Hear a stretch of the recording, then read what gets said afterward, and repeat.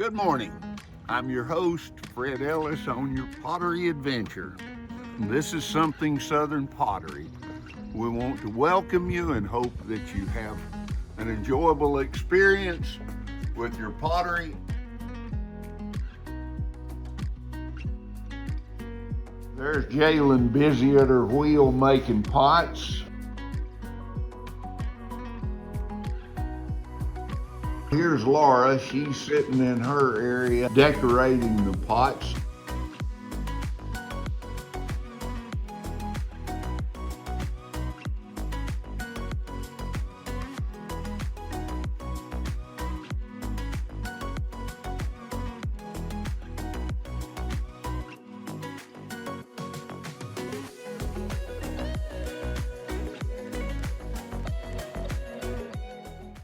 Hi, as you can see, we're on to the glazing step. These pots they've been thrown. You saw them come off the bat.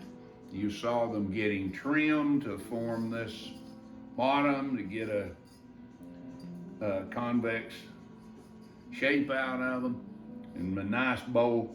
Now we're going on to the glazing, which in our case, the way I do it is a two-step process, with the inside as the color, the accented part, and the outside is our regular clear glazes.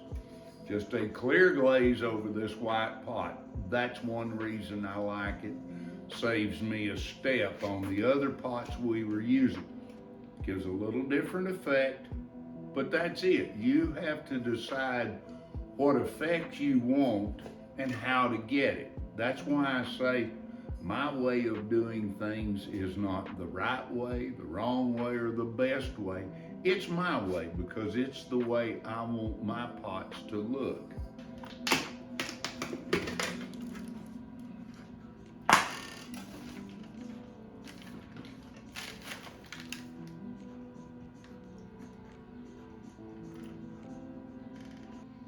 Our accent glazes, I mix the majority of them. I mix our colors, blues, greens, browns, a yellow. But for accents on the pots like the egg separators and the apple bakers here, I use opulence glazes. No special reason. Somewhere along they've got a nice color palette. The one thing they are is they settle out very quickly. So if you're gonna do a whole line of pots, you're going to have to stir them up.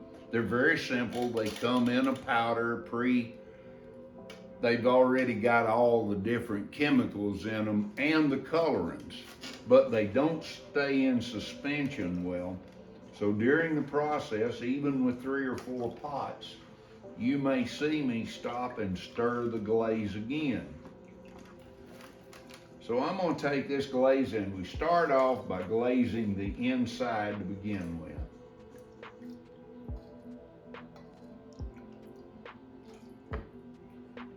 The longer you leave it, the brighter your colors and the more glaze you leave on it. Now I pour that out. Then I immerse the rim down to, I don't have a set one because I'm going to come up with the bottom. I'm going to glaze it in our clear glaze. And the clear glaze we use pretty much eats the color out of these particular opulence glazes, which I like. It gives a nice clean rim or transition between the color and the clear. So I'm going to do about 4 of these. I've decided I'm going to take about 4 colors of each, 4 pots of each one of these.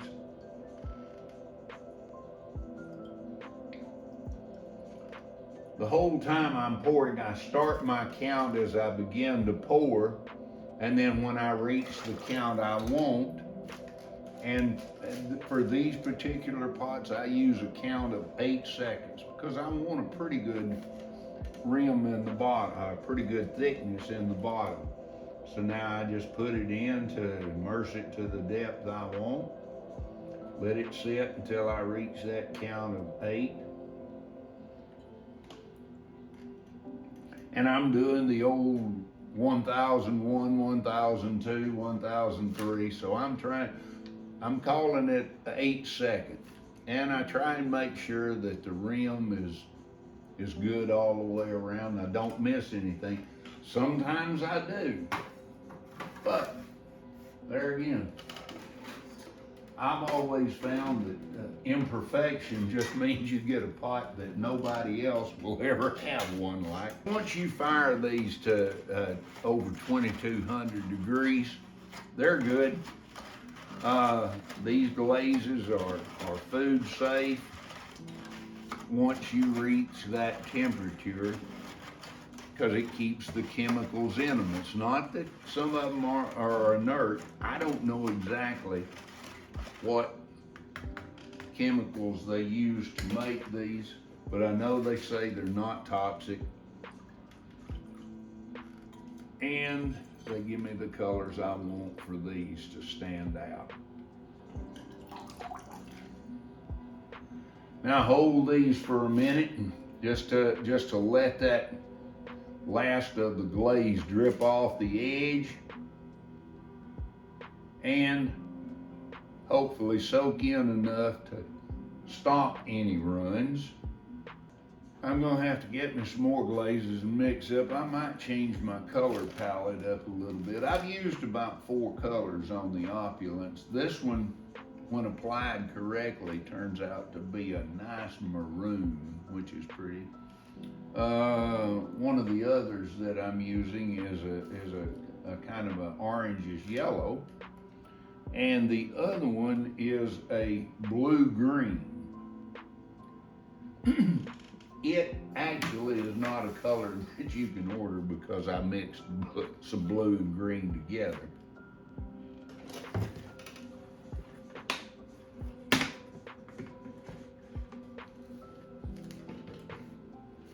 Same thing we did a while ago. We have to mix this one up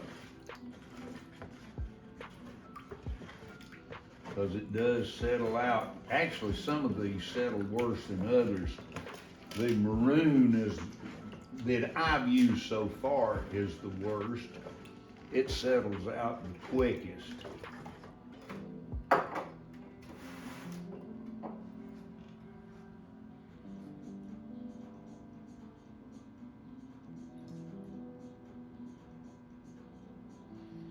I'll be doing these, glazing the insides just a little bit different simply because of the amount of glaze. The count gets to 8. I pour it in, and hopefully I don't pour it all the way. Got a little drip on that one. It'll be okay.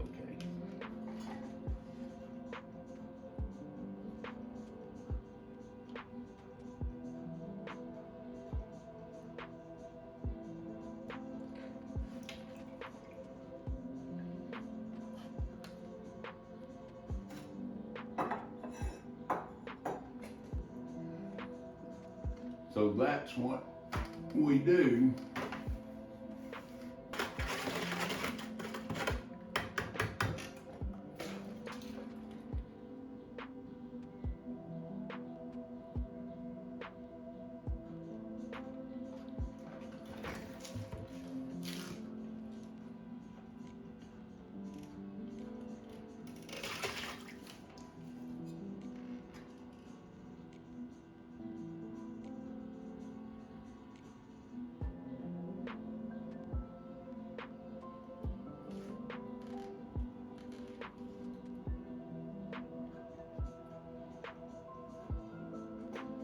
Okay, we're down to the last one. There's a couple there that are a little wonky that I may not glaze. We're gonna pass on those two. Happens sometimes. You can't avoid it. You're gonna have some that don't turn out the way you hope they would. Nature of the beast. You're not relying on totally mechanical means or a robot to do this for you. A human's involved. And as long as humans are involved, there'll be mistakes. But that's how humans learn, or one of the best ways.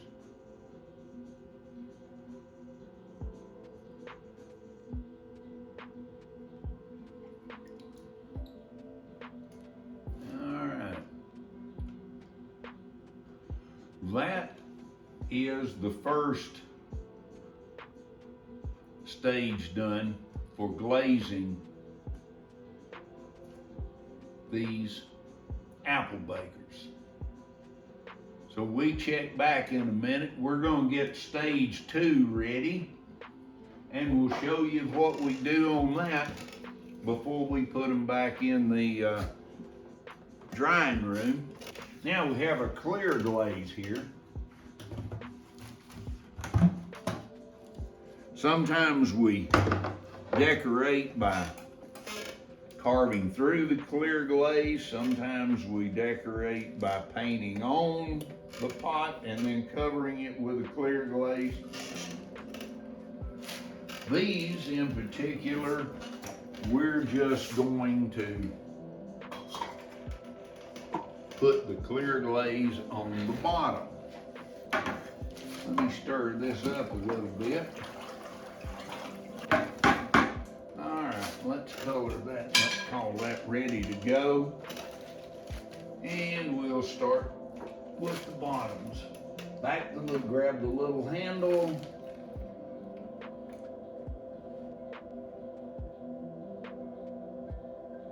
Put that in there. I don't hold that as long. I hold these for about a count of 5. The bottoms of my pots have been waxed. The reason is, now I take a little sponge, and it's very easy to clean off the bottom, and I can set them on my kiln shelf without them sticking, hopefully. Sometimes that doesn't always go. Remember, I've mentioned those runs. Well, on the bottoms of all my pots, there's a gouge out, all little bit of clay removed. You can see the divot all the way around it here. I don't know what it's called. I once watched a video and a potter called it a moat, and I'm going, makes sense. That's a good thing to keep something out, and that's what you're trying to do, is keep the glaze from running down onto your kiln and sticking the pot to the kiln shelf. I do 2 things. I put a moat on the pot, plus I glaze the bottoms where I don't have to scrub the glaze off.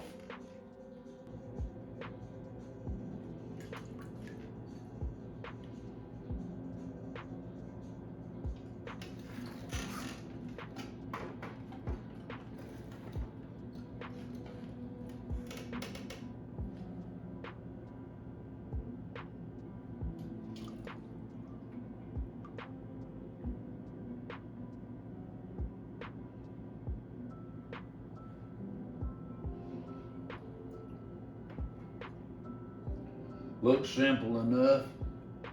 However, it's taken me a while to develop this process. I've done all kinds of tries and different things to reach this way, and you just learn which way works best for you, and that's the way you do it. My wife Laura decided that I was approaching retirement age, and I needed something to do besides play golf and watch TV. I don't know why she figured that. I kind of like playing golf and watching TV. But she signed me up for a class. And the first time I touched clay on the wheel, I realized that I loved it. There's something about the rhythm and the feel and the rhythm in a studio. I know this looks slow, but it's there's a rhythm to it and a way of doing it, and you keep going, and it's fun. Uh, I fell in love with pottery. Came home from my first class and I started looking to see if I could find and buy kilns and wheels, and kilns were easy enough to find. A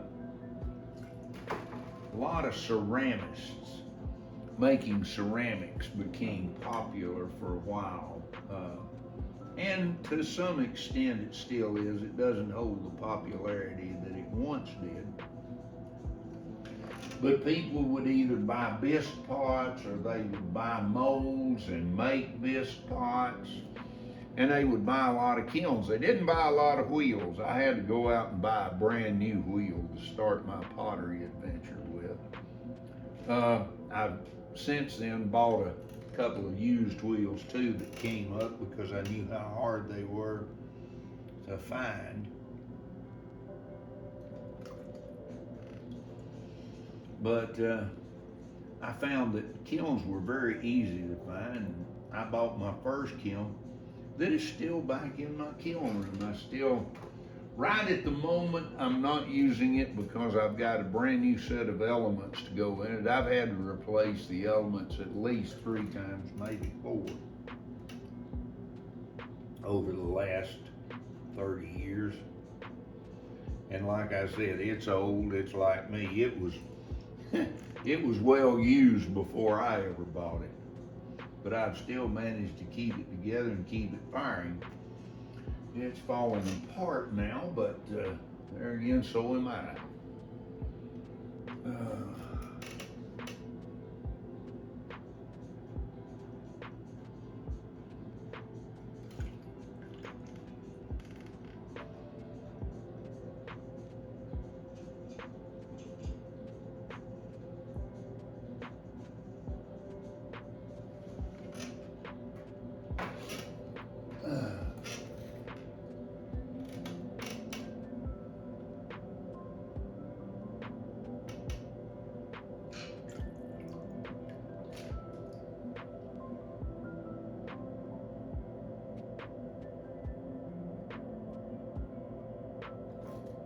All right, that's for this baker's dozen. In case y'all heard the expression and don't know what a baker's dozen is, that's 13. Our next trick is to put these back in the drying room.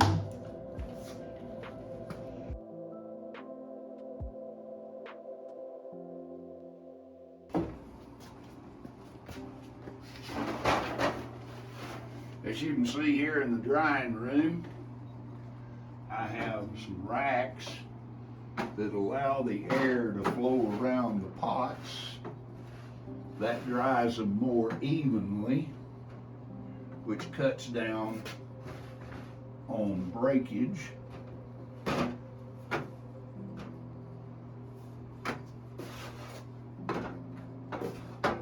I have a heater, I have a fan, and light.